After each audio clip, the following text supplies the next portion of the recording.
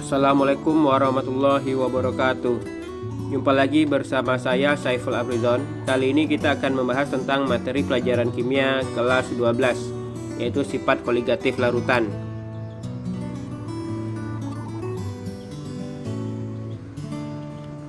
Adapun kompetensi dasar dari materi ini adalah menganalisis fenomena sifat koligatif larutan, penurunan tekanan uap jenuh, kenaikan titik didih, penurunan titik beku, dan tekanan osmosis.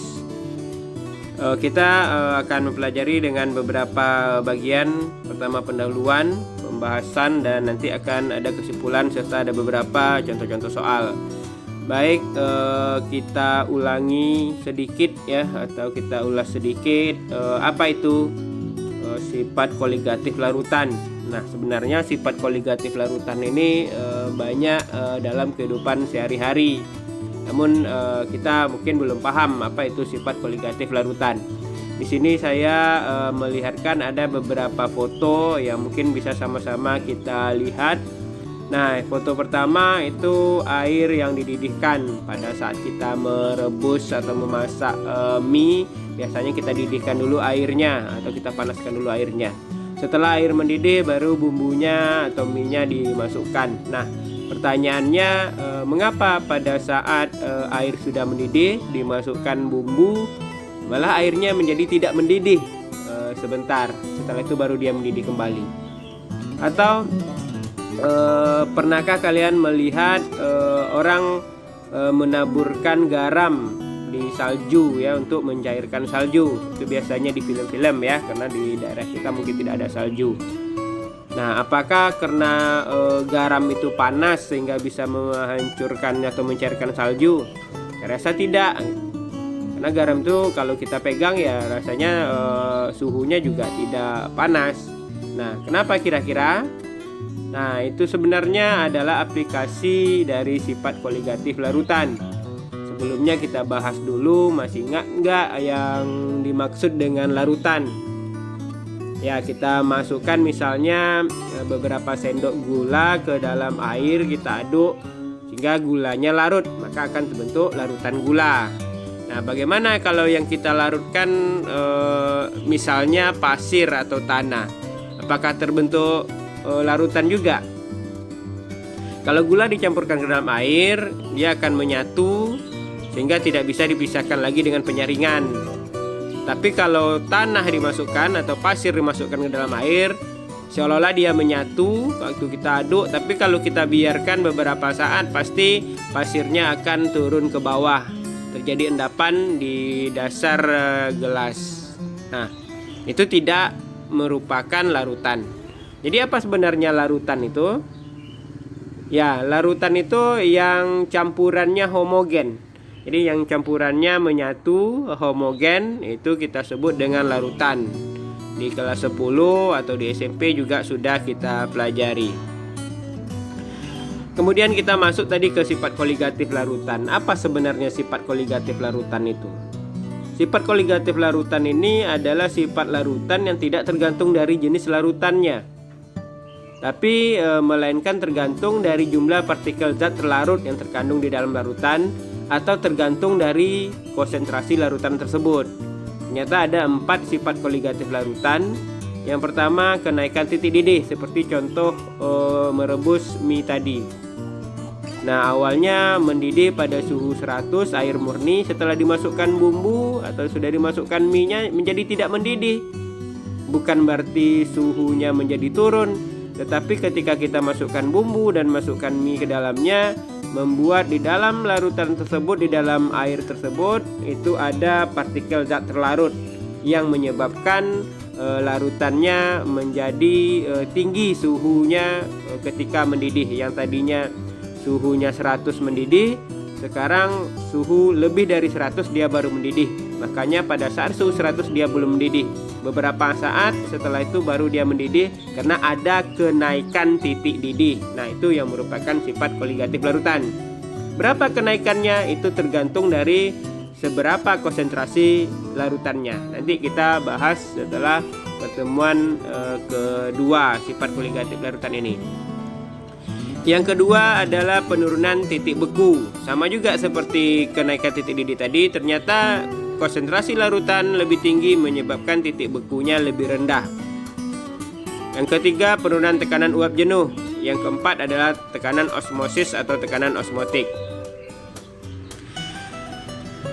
Pembahasan menentukan konsentrasi larutan. Jadi karena sifat koligatif larutan tadi adalah sifat yang tergantung dari konsentrasi larutan, maka kita harus bisa menentukan konsentrasi larutan. Misalnya tadi kita ingin mendidihkan air yang kita masukkan 1 sendok ke dalam 1 gelas air. Itu pasti titik didihnya akan berbeda dengan yang dimasukkan 2 sendok atau 3 sendok. Nah, berapa perbedaannya atau berapa kenaikannya? Maka untuk menentukan itu kita harus mahir, harus bisa menentukan konsentrasi larutan. Dalam hal ini kita akan membahas ada 3 jenis konsentrasi larutan. Ada molaritas, molalitas, dan fraksimol. Sebenarnya ada lagi normalitas, ada persen zat, dan sebagainya. Tapi dalam materi kali ini kita akan membahas 3: molaritas, molalitas, dan fraksimol. Kita coba lihat molaritas. Molaritas ini adalah konsentrasi zat yang menyatakan jumlah mol zat yang terlarut dalam 1 liter larutan. Jadi yang diukur adalah 1 liter larutan secara keseluruhan. Molaritas ini dilambangkan dengan M. Dari definisinya kita bisa membuat rumusnya bahwa M itu tadi mol per 1 liter larutan atau mol per liter, N per V. Jadi N itu mol zat, V itu volume larutan dalam liter. Kalau seandainya diketahui volume larutan dalam mililiter, kita bisa ubah persamaannya menjadi M sama dengan N kali 1000 per V. Nah, V di sini adalah volume dalam mililiter. Jadi bisa dibuat N kali 1000 per V. V-nya adalah volume larutan dalam mililiter. Kalau seandainya molnya tidak diketahui, yang diketahui adalah massa zat, ya kita cari saja molnya dari rumus gram per mr. Setelah molnya didapatkan, baru kita masukkan lagi dalam persamaan. Atau bisa langsung dimasukkan sekaligus, sehingga rumusnya menjadi M sama dengan gram per mr kali 1000 per volume dalam mililiter. Kemudian kita lanjutkan, ya tadi kita bisa lihat molaritas, sekarang molalitas. Nah, apa bedanya molaritas dengan molalitas? Ini molalitas, lambangnya M kecil, yaitu konsentrasi zat yang menyatakan jumlah mol, ya sama ya, jumlah mol zat yang terlarut dalam 1 kg pelarut murni. Nah, jadi ini yang terlarut dalam 1 kg pelarut. Molaritas dilambangkan dengan M kecil. Untuk menghitungnya rumusnya hampir sama, M sama dengan N per P. P di sini adalah massa pelarut. Kalau dalam kilogram berarti rumusnya M N per P. Tapi kalau diubah massa pelarutnya dalam gram, itu rumusnya menjadi N kali 1000 per P. Sama N tadi adalah gram per mr, maka rumus M, maaf di sini adalah M kecil ya, lambangnya M sama dengan gram per mr kali 1000 per P, di mana Gr adalah massa dari zat terlarut dan Mr adalah massa molekul relatif. Jadi M di sini harusnya M kecil bukan M besar. Itu bedanya molaritas dengan molalitas. Perbedaannya pada pemahamannya kita harus paham apa bedanya molaritas dengan molalitas. Kalau molaritas yang diukur adalah volume larutan secara keseluruhan. Jadi tidak dihitung volume pelarutnya sebelum dicampurkan, tetapi setelah dicampurkan atau setelah dilarutkan baru diukur volume larutan akhirnya. Itu biasanya yang disebut dengan molaritas. Tetapi kalau molalitas, sebelum larutan itu dilarutkan atau dicampurkan, maka masing-masing massanya ditimbang terlebih dahulu. Jadi massa dari zat terlarutnya berapa gram, kemudian massa pelarutnya ditimbang dulu berapa gram, kemudian baru dicampurkan, volume akhirnya tidak diperhitungkan. Nah, itu bedanya molalitas dengan molaritas. Terakhir fraksimol. Fraksimol itu adalah perbandingan atau persentase suatu komponen dalam larutan. Berarti dalam larutan itu ada zat terlarut, ada pelarut. Berarti bisa kita hitung dengan rumus XP. XP itu P itu artinya pelarut. Jadi fraksi mol pelarut itu mol pelarut per mol total. NP per NP tambah NT. Nah, kemudian fraksi mol zat terlarut, zat terlarut per mol total juga, yaitu NP tambah NT. Di mana jumlah XP tambah XT itu harus sama dengan 1, karena ini adalah perbandingan. XP adalah fraksi mol pelarut, XT adalah fraksi mol zat terlarut, NP fraksi mol pelarut, dan NT adalah mol zat terlarut. Kita dapat membuat kesimpulan. Yang perlu kita ingat adalah sifat koligatif larutan adalah sifat larutan yang tergantung dari konsentrasi larutan. Jadi tidak tergantung dari jenisnya, tapi melainkan tergantung dari konsentrasinya. Maka untuk dapat menentukan berapa sifat-sifat koligatif larutannya, atau misalnya kenaikan titik didihnya, berapa kenaikan titik didihnya, kita harus mahir dulu menentukan konsentrasi. Dalam hal ini ada 3 konsentrasi yang kita bahas tadi, ada molaritas, molalitas, dan fraksi mol.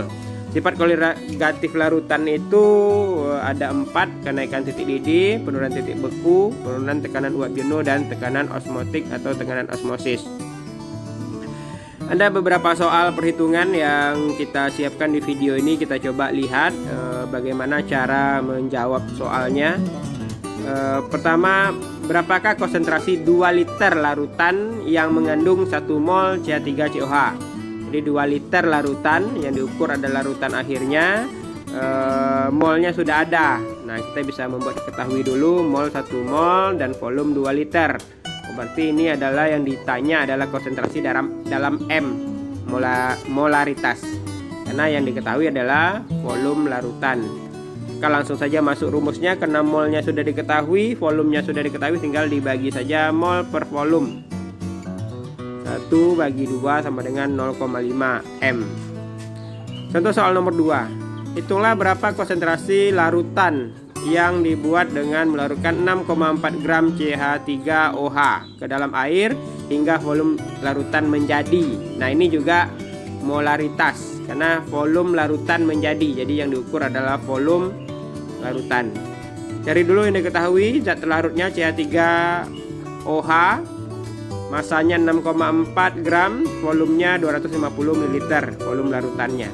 Ditanya konsentrasi dalam molaritas ya. Nah, kita bisa menjawab, masukkan rumusnya, tapi karena N per P, mol per volume, molnya belum ada, maka rumusnya kita ubah menjadi M sama dengan gram per mR kali 1000 per P. Nah, gram per mR ini harus kita cari dulu berarti mR-nya. Masih ingat menentukan mR?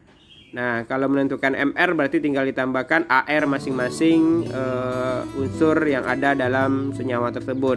ARC 12 tambah 3 kali ARH, karena ada CH3 di situ, 3 kali 1 tambah 16 karena ada O di situ, ARO 16. Kemudian ada satu lagi H tambah 1. Jadi total AR-nya 32. Baru kita masukkan dalam persamaan 6,4 per 32 gram per mR kali 1000 per 250, karena volumenya 250 ml. Maka dapat angkanya 0,2 kali 4 sama dengan 0,8 M. Contoh soal berikutnya nomor 3. Berapakah massa urea? Sudah diketahui MR-nya 60 yang diperlukan untuk membuat 500 ml larutan urea dengan konsentrasi 0,5 M. Pasti kita harus tahu dulu MR urea udah ada 60, volume larutannya 500 ml dan sudah diketahui konsentrasinya 0,5 M. Nah, yang ditanya adalah massa dari urea yang akan kita larutkan. Berarti kita balikkan rumusnya. Jadi yang ditanya massa ureanya, konsentrasinya sudah ada. Konsentrasi tadi rumusnya M gram per mR kali 1000 per V. Nah, maka kita balikkan, berarti M-nya 0,5 gram per 60 kali 1000 per 500.